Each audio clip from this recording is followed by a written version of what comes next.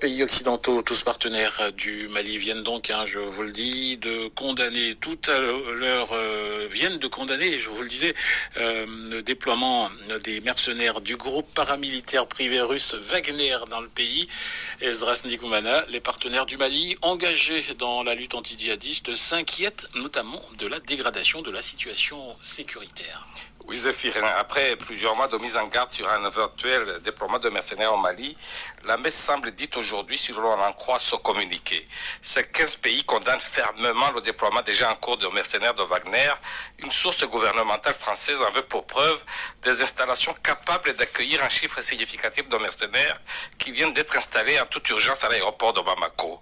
Elle pointe également à une implication officielle de la Russie dans son déploiement avec des rotations d'avions militaires qui amènent du matériel militaire sous la supervision de mercenaires de Wagner. Enfin, cette source révèle la présence au Mali de géologues russes qui seraient liés à Wagner, comme en Centrafrique où le groupe militaire privé russe est rémunéré notamment avec des mines d'or.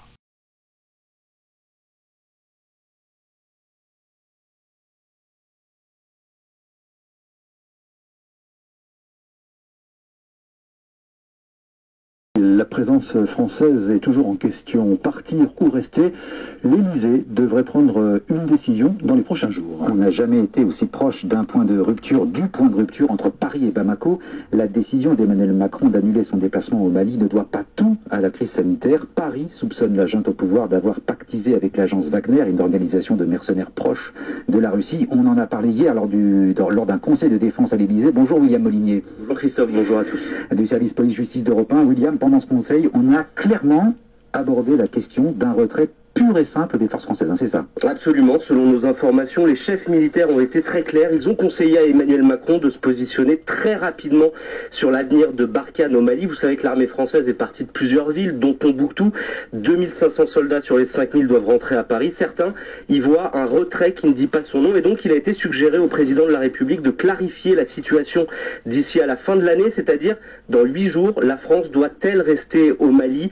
Pourquoi cette question maintenant? Tout simplement parce que dans les prochaines semaines, la campagne présidentielle battra son plein. Il sera très, très difficile d'engager un retrait définitif dans un contexte politique si électrique. Et si un autre nom venait à sortir des urnes en avril prochain, il est peu probable qu'une décision de ce type soit prise dans la première année du quinquennat. Par ailleurs, selon nos informations, Emmanuel Macron a eu hier des mots très durs à l'endroit d'Assimi Goïta, le chef putschiste à la tête du Mali. Il est taxé de faire le jeu des Russes, à la fois en alimentant les discours anti-français et en passant des accords secrets avec les mercenaires de la société militaire privée Wagner.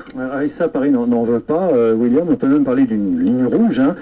Vous avez eu accès aux documents des services de renseignement et là, le doute n'est plus perdu.